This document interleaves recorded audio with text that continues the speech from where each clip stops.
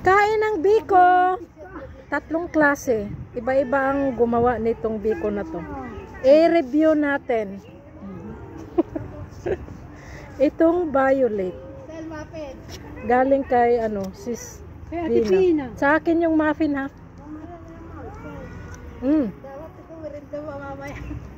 Dalhin saan? Oo.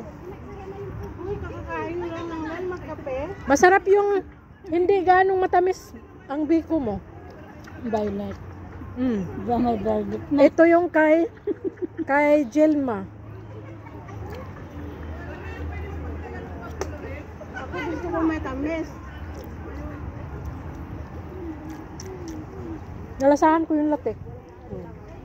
May latik sa ibabaw, no? Ito sa'yo? Ito sa akin. Ay, Kilala ko yung akin. ito sa'yo? Ay, ito. Hindi, akin si Smiley to. Akin yan. Ay, ito yung sa'yo? Oo. Masarap yung, parang masarap kay, Mali ang verdict. Mali pala, ito pala yung sa'yo. Yung pa naman ang sabi ko na mukhang hindi masarap.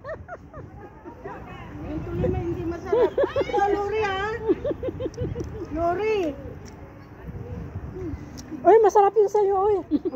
Bumawi. May parang ano nilagay mo? Parang may lasa. Anes? Lati. Wala ako ano.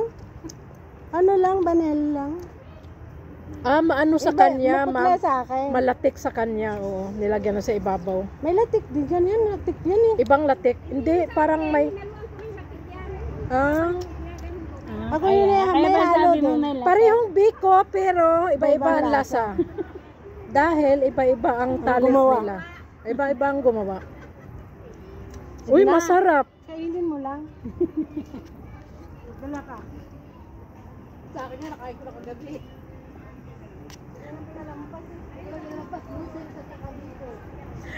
Ang kulay ng biko may purple, may dark brown, at may baputlang biko.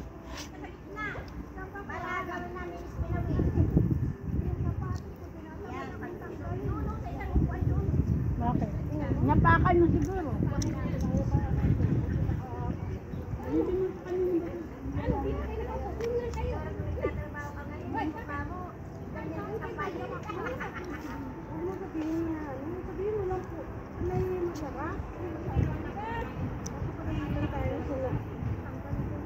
Magalit yung gumawa.